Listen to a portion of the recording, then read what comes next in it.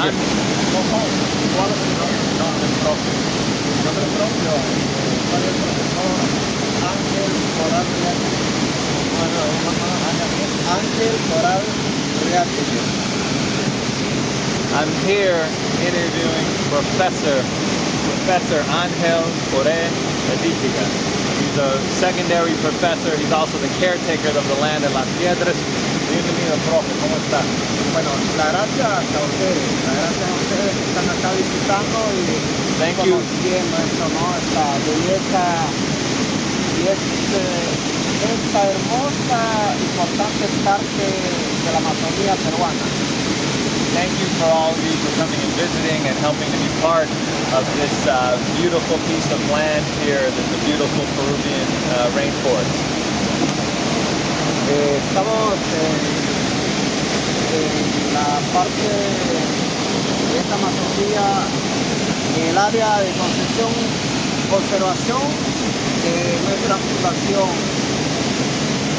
We're here the part of the conservation part of the foundation, the conservation concession, where we're trying to conserve this beautiful part of the Amazon.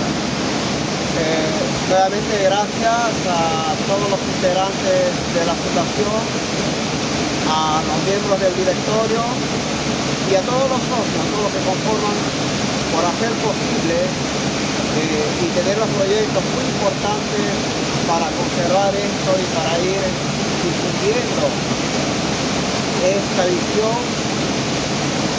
hacia nuestra conservación de la Amazonía y de esta gran biodiversidad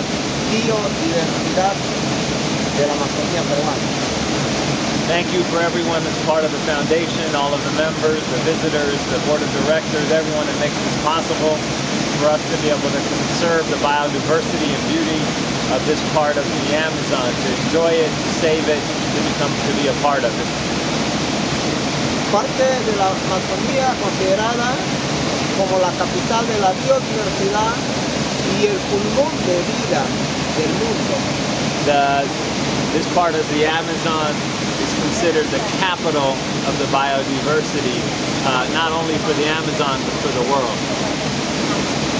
Muchas gracias por esta entrevista y espero tenerles pronto nuevamente acá compartiendo estas lindas experiencias con cada uno de ustedes y enriqueciendo con estas experiencias también los conocimientos mucho más.